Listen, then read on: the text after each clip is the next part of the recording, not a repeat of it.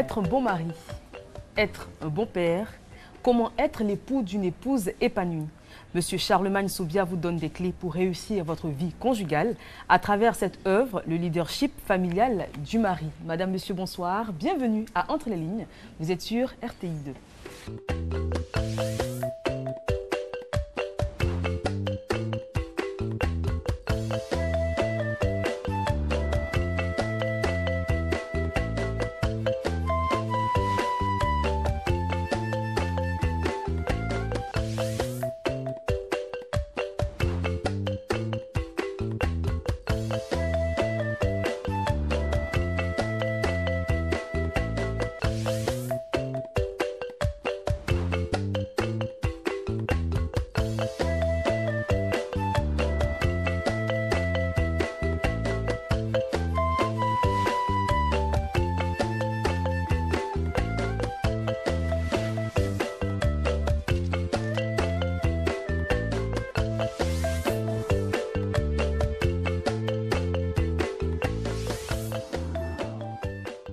Bonsoir Monsieur Soubia, merci d'être présent sur ce plateau pour parler de votre œuvre, le leadership familial du mari. Bonsoir Eva, merci pour l'invitation. Une œuvre qui apprend aux hommes à être de bons maris. C'est pas fréquent. Les discours ont plutôt tendance à s'orienter vers les femmes pour qu'elles soient de bonnes mères de famille, pour qu'elles soient de bonnes épouses. Mais on apprend rarement aux hommes à être de bons pères, de bons époux. Oui, c'est peut-être pour ça qu'il y a beaucoup de problèmes dans les couples. Parce que pour que ça marche au niveau du couple, il est important que les deux conjoints soient bien formés. Malheureusement, on met beaucoup plus l'accent sur la formation de la femme, que ce soit dans la tradition, que ce soit au niveau religieux. C'est beaucoup plus à la femme qu'on donne des conseils. Et au lieu de former l'homme, on ne le fait pas. Alors pour résoudre ce problème, nous proposons cet ouvrage. Ouvrage très bien écrit, très bien séquencé. Donc on va y aller chapitre par chapitre. Oui. Le premier chapitre, c'est la crise de leadership familial du mari. Et dans ce chapitre, vous déclinez 3 sortes d'époux. Vous dites qu'il y a trois types donc, de maris. Le premier type, ce sont les maris complètement démissionnaires. Oui, le mari démissionnaire, c'est le mari qui, sa présence est égale à son absence. Et je donne cet exemple, il y a cet homme qui avait sa femme qui était très malade. Au fur et à mesure le temps passait, son état de santé s'aggravait. Alors le mari lui dit, écoute, comme tu me dois 4500 CFA, il faut que tu me rembourses mon argent parce que je vois que d'ici là, tu vas mourir. Alors elle dit à son mari, tu vas vendre mes récoltes et tu récupères tes 4500. Et ça, c'est un mari démissionnaire qui, sa présence est égale à son absence. Il y a autre type de mari. Deuxième type de mari, ce sont des maris qui sont engagés, mais mal formés. Qui sont mal formés. Ça rejoint ce qu'on disait tout à l'heure. La bonne foi ne suffit pas pour réussir. Il y a des maris qui veulent être de bons maris, mais parce qu'ils ne sont pas formés, parce qu'ils n'ont pas eu de modèle, ils passent à côté. Je donne un exemple. Il y a un monsieur qui était venu me voir, qui m'a dit « j'ai des problèmes avec ma femme, cela ». Et quand je l'ai écouté, j'ai compris un peu le genre de femme qu'il a. Je lui ai dit, écoute, achète un bouquet de fleurs, et arrivé à la maison, offre ça à ta femme. Il a acheté le bouquet de fleurs, ce qui est une bonne chose. Il arrive à la maison, il dépose au salon et puis il va se coucher en chambre. Il n'y a pas de feeling dedans. Pour une femme, c'est bien d'acheter le cadeau, mais la manière de remettre, la manière de la regarder, les mots qui accompagnent, c'est tout ça qui fait le cadeau.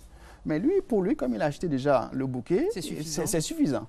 Donc, il a la bonne volonté, mais il n'est pas formé. Il n'a pas la méthode. Il n'a pas la méthode, il n'a pas le feeling, il n'a pas la finesse. Or, la femme, c'est tout ça. Et donc, il passe à côté. Malheureusement, il y a beaucoup d'hommes qui ont la bonne volonté, mais qui n'ont pas la finesse dans les choses. La manière de parler à sa femme, tout ça, ils n'ont pas. Et le résultat, finalement, est maigre. Et le troisième type de mari, ce sont les meilleurs. Oui. Le type de mari qu'on espère toutes. Donc, ce sont les maris engagés et qui se remettent toujours en cause, qui sont conscients de leurs lacunes et qui cherchent toujours à aller de l'avant. Exact. Il n'y a pas de mari parfait. Et quand on est conscient qu'on n'est pas parfait, on est à l'écoute de sa femme. On cherche à connaître qui est sa femme, ce qu'elle aime, ce qu'elle n'aime pas. On cherche à connaître, je dirais, son langage d'amour et on essaie de parler son langage d'amour. Il y a des femmes qui aiment des fleurs, mais il y en a qui n'aiment pas les fleurs. Il faut être à l'écoute de son épouse, attentif, l'écouter, savoir qui elle est et savoir comment la prendre. Et c'est tout un apprentissage. Je donne un exemple. Au début de notre mariage, mon épouse et moi, quand on est dans la voiture, des fois, elle voit des mangues et puis elle me dit, les mangues sont jolies. Bon, pour moi, les mangues sont jolies, elles sont jolies. Mais au fait, elle est en train de me dire, s'il te plaît, tu as ta conférence, tu es pressé, mais garde la voiture pour que je puisse acheter les mangues. Mais moi, je ne comprenais pas. Bon, pour moi, elle est en train de faire des compliments. Les mangues sont jolies, je continue. Après, elle se fâche et me dit, mais je t'ai dit de garer. Mais tu ne m'as pas dit de garer, tu m'as dit les mangues sont jolies. Mais au fur et à mesure, puisque je l'écoute, j'ai appris à comprendre comment elle explique les choses. Par exemple, quand vous êtes couché dans le lit, elle peut te dire, est-ce que la porte du salon est fermée? Cette manière te dit, c'est pas fermé, s'il te plaît, lève-toi et va fermer. Donc, le bon mari, c'est celui-là qui écoute, qui apprend. Qui comprend les non-dits. Les non-dits petit à petit. Et donc, il s'améliore. Donc, aujourd'hui, si je suis couché avec ma femme, si elle me dit, est-ce que la porte du salon est fermée? Je comprends ce qu'elle est en train de dire. Le mari lambda ou peu formé vous dira, je ne sais pas, va vérifier toi-même. Je ne sais pas, mais est-ce que c'est fermé? Est-ce que c'est fermé? Exact. Donc, voilà un peu. On peut voir autrement les choses. Hein. Là, je parle de 3 catégories de maris. Mais on peut voir autrement. Et là, on voit 2 catégories. Et nous définissons le mari berger et le mari boucher. Le mari berger est celui-là qui a le souci de rendre sa femme heureuse, qui prend soin de sa femme, le mari berger. Par contre, le mari boucher, il ne pense qu'à lui, tout se résume à lui, et puis tout son souci, c'est égoïste, exact. Donc, on peut voir deux catégories selon la manière dont on prend les choses, le mari berger et le mari boucher, ou 3 catégories, comme je l'ai décrit dans l'ouvrage. Très bien. Alors, le fait d'être à l'écoute de sa femme, d'être attentionné, ne départit pas l'époux de son rôle de chef de famille. L'homme reste, malgré les modifications de la loi et tout ce qu'on peut voir, l'homme reste le chef de famille. Oui, ce que nous disons, quand vous prenez les pays comme les États-Unis, le Canada, il y a eu beaucoup de lois pour protéger les femmes, ce n'est pas mauvais. Mais malheureusement, on remarque que dans ces pays, il y a beaucoup de divorces. Donc nous pouvons dire que la loi, si elle est bonne, elle ne règle pas tous les problèmes. Et l'homme, pour être un bon mari, il a besoin de chef. Mais le vrai problème, c'est que nous comprenons mal la notion de chef. Nous interprétons mal cette notion, ce qui fait que malheureusement, nous faisons souffrir la plupart des femmes. Simplement parce que nous comprenons mal cette notion de chef. Donc, ce n'est pas le fait que le mari soit le chef de famille qui est le problème, c'est la compréhension que nous avons de cette notion. Alors, comment on devrait comprendre cette notion? Être chef de famille, qu'est-ce que ça veut dire et puis comment le manifester au quotidien? Oui, si je reviens tout à l'heure, je disais 2 catégories de mari, j'ai parlé de mari berger. Le berger, il prend soin de la brebis. Le berger, tout son souci, c'est l'épanouissement de la brebis. Le chef ici est celui-là qui n'a qu'un seul souci, l'épanouissement de sa femme. Dis-moi si ta femme est épanouie, je te dirai si tu es un bon chef. Autrement, le bon chef ici, il est au service de sa femme. Il est serviteur et non se servir. Malheureusement, les chefs, ce qu'on voit dans les familles, le gros morceau de viande, c'est moi. Et si toi, tu manges, tu ne trouves pas à manger, c'est ton problème. Ce n'est pas ça le chef. Le chef, en principe, c'est tant que sa femme n'est pas épanouie, il n'est pas content. C'est-à-dire, tant que ma femme n'est pas bien habillée, moi, je ne peux pas être bien habillée. Les intérêts de mon épouse passent avant mes intérêts. Malheureusement, on voit des hommes qui sont très bien habillés, qui sont dans de bonnes conditions, etc. Mais l'épouse, ce n'est pas le cas. Exactement. Et ça, ce n'est pas ça le bon chef. Et en général, quand vous donnez tout à votre épouse, elle vous le rend bien. Exact. Et si on revient au berger, nous disons que lorsque le berger prend bien soin de la brebis ou bien la vache est épanouie, donne du bon lait et c'est lui qui en bénéficie. Ça veut dire quoi? Lorsque vous êtes un bon mari et vous vous souciez de votre épouse, vous essayez de la mettre à l'aise, elle est épanouie, mais le retour revient. Il y a un principe de la nature très simple. Ce qu'on sème, on récolte. Si vous semez la gentillesse, si vous semez l'amour, vous semez la tendresse, vous allez récolter la tendresse. Si vous donnez le sourire à votre épouse, vous aurez le sourire facilement en retour. Je ne dis pas que même si le mari ne donne pas le sourire, la femme ne le fera pas. Mais c'est plus facile, lorsque vous donnez le sourire, de recevoir le sourire en retour. Donc, le bon chef est celui-là qui se dévoue pour sa femme. Et en se dévouant, il a le retour et lui aussi, il est épanoui. Alors, vous parlez de ces facteurs qui influent sur le leadership du mari, notamment la société et puis les raisons naturelles. On va commencer par la société. On est dans une société patriarcale, phallocratique, qui accorde tous les droits à l'homme. On a l'impression, et c'est personnel comme remarque, vous me direz si je suis dans le faux, que l'homme peut tout se permettre, tout est excusable. Malheureusement. Un homme qui trompe sa femme, tout de suite, quand elle s'en plaint à sa famille, on lui dit « oui, mais tu ne vas pas quitter ton mari pour ça ». On banalise l'infidélité de l'homme, on banalise les traitements, les mauvais traitements que l'homme peut infliger à sa femme. Mais pour la femme, tout de suite, pourvu qu'elle sorte un peu du droit chemin, c'est la catastrophe, on la cloue au pilori, on l'accuse de tous les maux de la terre. Donc la société déjà La femme part défavorisée. Exact. Et c'est pour ça que nous écrivons cet ouvrage, pour que les choses changent. La femme, je m'excuse, ne doit pas être votre serpillière. Vous êtes là pour la rendre heureuse. Et l'une des manières d'être d'ailleurs un bon chef, c'est le bon chef se soumet lui-même à la loi. Le bon chef, par exemple, lorsqu'il dit il faut qu'à 20 h, on soit tous à table pour manger, il s'arrange pour être là lui-même à 20 h. Donc, il doit être un modèle. Et par conséquent, il doit prendre soin de sa femme. Mais la société ne comprend pas le leadership de la sorte. Et ce qui fait que la femme, elle est brimée. La femme, elle vit toutes sortes de souffrances, ce qui est injuste. En tant que chef, je dois tout faire pour mettre mon épouse à l'aise. Et la société, comme vous le dites, en est pour quelque chose. Je me rappelle, une fois, je suis allé au marché de Trècheville. Il m'arrive de temps en temps d'aller faire le marché. Et je suis allé pour acheter des tomates. Et les femmes m'ont dit, mais écoute, toi, tu es avare. Hein, tu peux pas laisser ta femme venir acheter les tomates parce que tu ne veux pas qu'elle bouffe ton argent. Voilà.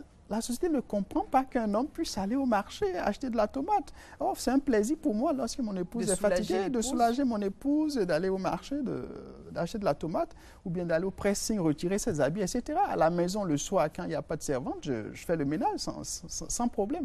Mais la société a du mal à comprendre qu'un homme puisse faire le ménage, bon, quand il n'y a pas le personnel de maison qui fait le ménage, qui puisse aller au marché, etc.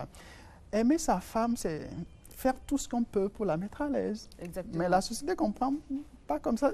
Une histoire. Il y a cette belle-mère qui a appelé son fils. Et le fils était sous la douche. Donc, la belle-fille a pris le téléphone. Elle était surprise. Pourquoi tu as pris le téléphone? Tu empêches mon fils de parler au téléphone. Oh, dit non, c'est pas ça.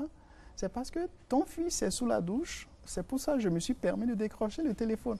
La société ne comprend pas ça. Même s'il y a des lois, tout ça, dans nos mentalités, la femme, elle est un peu comme l'esclave, malheureusement. Or, ça ne devrait pas être ça. Exactement. Et vous dites, page 33, la société traite différemment l'homme ou la femme divorcée.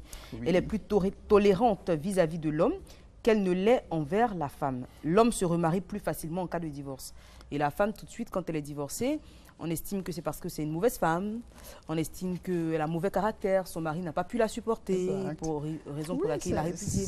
Tout à fait. Il faut que tout ça, ça change. L'homme et la femme sont égaux et on ne doit pas les traiter différemment. Et même quand vous prenez même la Bible, il y a une histoire qui fait réfléchir. Il y a une femme qui trompait son mari et on l'a prise, on l'a amenée devant Jésus-Christ. On a dit, cette femme est en train de tromper son mari, qu'est-ce qu'on fait? Mais elle n'a pas fait ça seule. Exactement. Elle était avec un homme. On devait prendre l'homme et la femme et les amener devant Jésus pour dire, ils sont en train de commettre l'adultère. Qu'est-ce qu'on fait? Mais on a pris ça pour dire que ce n'est pas seulement africain ce problème, c'est un problème, je dirais, mondial. Et il faut que ça change. On devait prendre l'homme et la femme et les amener devant Jésus pour dire, qu'est-ce qu'on fait? Autre exemple. On exige que la femme arrive dans le mariage vierge. C'est une très bonne chose. Mais on devrait exiger la même chose du garçon. Qu'il arrive dans le mariage vierge. Que la femme ne perd pas sa virginité toute seule. Exact. Mais l'homme, on trouve que c'est normal qu'il ait plein d'expériences, qu'il arrive avec plein de maladies. Et que la femme, elle arrive vierge. Voyez-vous. Donc, la société traite différemment l'homme et la femme. Et il faut que ça change au niveau des mentalités. Très bien. Que nous comprenions que la femme, autant on exige une certaine rigueur morale qui est tout à fait juste, on doit exiger aussi la même chose de l'homme. Surtout qu'il est le chef, il doit être le modèle. Chapitre 2, oui. Le mari dominateur. Oui. Vous faites référence donc à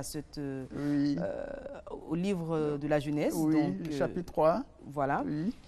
C'est bien, Dieu demande bien à l'homme de dominer sur la femme. Non, oui, mais là c'est la conséquence du péché. Au départ, Dieu ne voulait pas que l'homme domine parce qu'ils ont commis le péché. Dans le chapitre 1, chapitre 2 du livre de Genèse, l'homme et la femme, la Bible nous dit qu'ils étaient tous les deux nus sans avoir honte l'un de l'autre. Genèse 2, 25. Donc, la volonté de Dieu est qu'ils soient vraiment des égaux, qu'il y ait une collaboration, etc.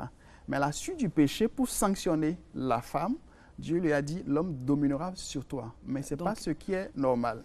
C'est ce qu'il a établi désormais. Mais quand nous arrivons... Étant donné que nous ne vivons plus dans le jardin d'Éden, les nouvelles lois sont là et l'homme est censé dominer sur la femme. Après, c'est peut-être dans l'application de cette domination parce que, bien évidemment, quand l'homme est le chef de famille, la femme est censée lui être soumise. Oui, la soumission n'est pas la domination. Il y a une bien différence. La soumission, ce n'est pas la domination. Je prends un exemple, et je crois que j'en parle dans cet ouvrage. le père dit, j'aimerais que l'enfant aille à l'internat pour telle raison. Et c'est des arguments valables. La mère dit, non, j'aimerais que l'enfant reste encore avec nous. Et c'est des arguments valables. Qu'est-ce qu'on fait dans ce cas? En ce moment, l'homme, en tant que chef, la femme lui donne la possibilité de trancher. Il peut trancher en faveur de sa femme, comme il peut retenir sa proposition. C'est en cela il est le chef. Mais ce n'est pas la domination. Non, pas du tout. La domination, c'est trop fort. Dans la domination, il n'y a pas l'épanouissement. Et malheureusement, c'est ce qu'on voit encore de nos jours. Prenons un exemple. Quand vous voyez un homme et sa femme devant la télévision, qui a la télécommande en main? C'est le mari généralement, et qui ne consulte même pas sa femme avant de changer de chaîne. C'est-à-dire, la femme, je m'excuse, est comme une sorte de meuble à côté, et puis il va de chaîne 1, le canal, ceci, et elle est là, elle vit. En tout cas, pour les séries sur RTI2, c'est la femme qui a bien la télécommande en main et qui choisit les séries qu'elle regarde. L'homme, c'est le journal télévisé. Voilà, la femme domine sur ce plan-là.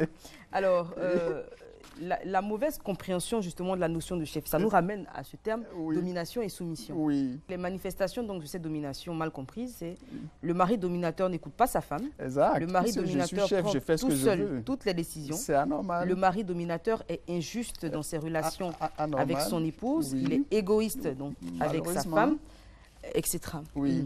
Oui, parce qu'il est chef, les faveurs, c'est moi. Le chef, il se soucie donc, de sa femme, et avant de prendre une décision, il demande, il échange avec sa femme.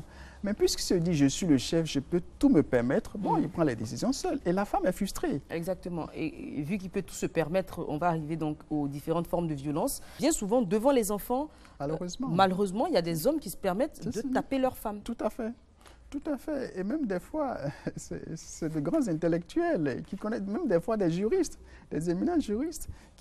Ça veut dire, tout ça nous amène à comprendre que la loi, c'est bon, mais au-delà de la loi, il faut travailler sur les mentalités.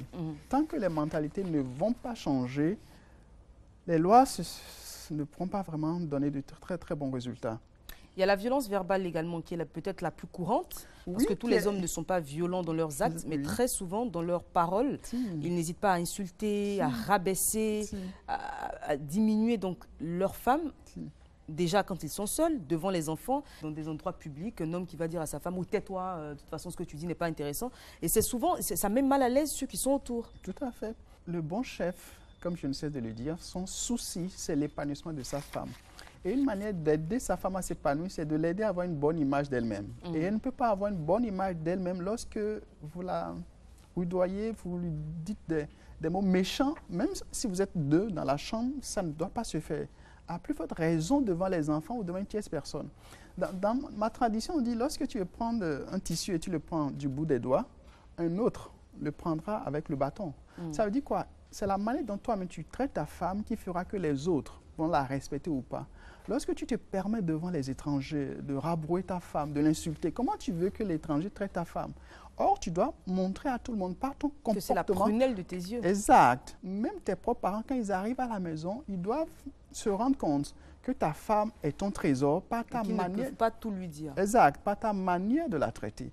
Malheureusement, le mari dominateur, il ne comprend pas ça comme ça. Troisième chapitre et le dernier chapitre donc, de la première partie.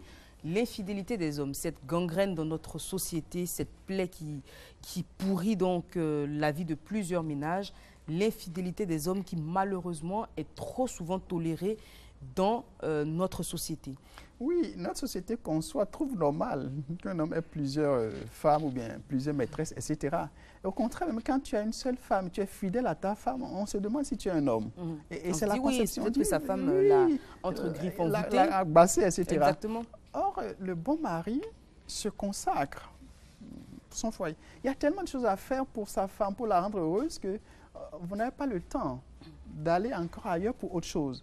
Donc, pour arriver à être un bon mari, il faut pouvoir se consacrer à sa femme, être fidèle à sa femme. Même le jour du mariage, on fait ce vœu à la mairie comme à l'église ou à la mosquée, on promet la fidélité à sa femme. Et en tant que chef, tu dois respecter ta parole donnée, la parole donnée. Malheureusement, ce n'est pas ça. Les conséquences donc, de cette infidélité, il y a déjà l'amour pour votre épouse qui diminue. Car quoi qu'on dise, on ne peut pas aimer entièrement deux femmes de la même façon. Il y a une petite partie de l'amour que vous avez pour la première qui va disparaître au profit de la seconde. Vous parlez de rapports sexuels bâclés et insatisfaits parce que faut assurer sur 2 lits et c'est pas évident. La mauvaise gestion du temps parce que le temps qu'on consacre à la nouvelle venue, c'est du temps en moins pour celle qui était là avant. Oui. Vous parlez de relations affectées par le manque de transparence et de confiance parce que forcément pour couvrir cette relation naissante, on est emmené à mentir sur son emploi du temps, sur ses appels qu'on reçoit. La femme se rend bien compte que le mari n'est plus aussi transparent qu'avant. Même au niveau du budget. Exactement.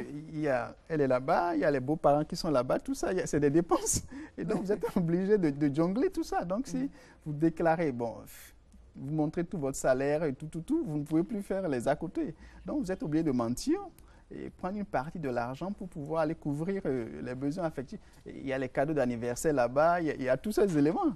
Et c'est le budget de la maison. Donc, vous êtes obligé de jongler, de mentir. Donc, il ne peut plus avoir la transparence. Et c'est plus facile au fait d'être fidèle à sa femme que d'être infidèle. Parce que quand vous voulez être infidèle, vous êtes dans les jonglages. Et quand ton téléphone sonne, tu sursautes parce que tu ne sais pas qui t'a appelé. Lorsque tu es dans la rue, c'est plus de problème qu'autre chose. Exact. Lorsque tu te rends compte que tu as oublié ton portable à la maison, ton cœur bat parce que tu ne sais pas dans ce qu'on va voir. Et donc, tu te mets au fait dans une forme de prison. Or, lorsque vous êtes fidèle à votre femme, il y a la transparence. Bon, vous êtes à l'aise, même quand vous oubliez votre téléphone, votre cœur ne bat pas. Et si elle voit votre bulletin de salaire, il n'y a pas de crainte parce que tout est transparent. Lorsqu'elle comprend, elle sait ce qui est même dans la marmite, la gestion est plus facile. Elle sait qu'il n'y a que 2 morceaux dedans. Elle ne va pas vous exiger 4 morceaux de viande. Mais lorsqu'elle ne sait pas ce qui est dans la marmite, elle peut croire que c'est 4 morceaux alors qu'il y a 2. Et elle vous exige des choses que vous n'avez pas. Et c'est tout un problème. Donc, si vous voulez vieillir vite, il faut avoir plusieurs maîtresses. Si vous voulez avoir longue vie, consacrez-vous à votre femme, c'est plus simple. Amen. Soyez béni, Monsieur Sobia. On va parler donc des clés pour être désormais un bon mari. Oui. La première clé, le premier gage de stabilité du couple, c'est l'amour. Oui. Le mari doit être un modèle en termes d'amour. Nous disons, vous ne pouvez pas acheter tous les jours une voiture à votre femme. Mais tous les jours, vous pouvez trouver une occasion pour faire une petite chose à votre femme. Un SMS gentil pour dire je t'aime. Il y a toujours quelque chose que vous pouvez faire. L'amour se traduit par des paroles et par des actes. Vous devez rassasier votre épouse de belles paroles et aussi des actes qui accompagnent. Malheureusement, la plupart des hommes que nous sommes, on ne sait pas aimer. Aimer pour nous, c'est l'argent, je l'ai construit une maison au village, alors elle veut encore quoi? Ou les rapports sexuels. Ou les rapports sexuels. Je l'honore, elle n'a plus rien à me demander. Non, l'amour, ça va au-delà de ça. Si on revient là, au berger, le berger est prêt à mourir pour sa brebis. Quand vous prenez le mot amour, la première lettre du mot amour, A, c'est accepter. R, après, vous voyez mourir au fait. Donc, amour ici, c'est accepter mourir pour l'autre. Accepter mourir pour sa femme. Et si je peux être prêt à mourir pour ma femme, mais lui montrer mon bulletin de salaire, ce n'est plus un problème. Si je suis prêt à mourir pour ma femme, tout le reste, ça devient secondaire. Malheureusement, ce que nous appelons souvent amour, c'est plutôt les désirs charnels. À côté de l'amour, il y a également la communication qui est une clé très importante également pour le bonheur conjugal. Exact. Communiquer, c'est aimer, ou bien aimer, c'est communiquer. Vous ne pouvez pas aimer quelqu'un sans communiquer avec lui, parler. Donc, une manière de démontrer son amour à sa femme, c'est communiquer avec elle. C'est en communiquant avec votre femme que vous allez apprendre à la connaître. Et mieux vous allez la connaître et mieux vous saurez comment l'apprendre. La communication vous aide à gérer même le stress. Elle a peut-être des problèmes de stress, vous avez peut-être des problèmes de stress. La communication aide à gérer les incompréhensions, Il faut savoir choisir le bon moment, la bonne manière, le bon ton pour s'adresser à sa femme. Tout à fait. Pour ne pas l'irriter, parce qu'une femme qui a peut-être eu des problèmes toute la journée au bureau avec son patron, avec ses collègues, quand elle rentre, elle est déjà énervée, elle l'a fait, je ne sais pas moi, 1 heure dans les embouteillages, elle est fatiguée, elle arrive, et tout de suite, le mari qui commence à lui crier dessus, forcément, elle va monter en pression également. Tout à fait. Le mari et la femme vont travailler, ils rentrent, mais lorsqu'ils rentrent, ils reviennent à la maison, la femme commence un nouveau job, la cuisine. Quand le monsieur il est assis, il regarde sa télé, il est tout tranquille. Tout ça, c'est de l'injustice.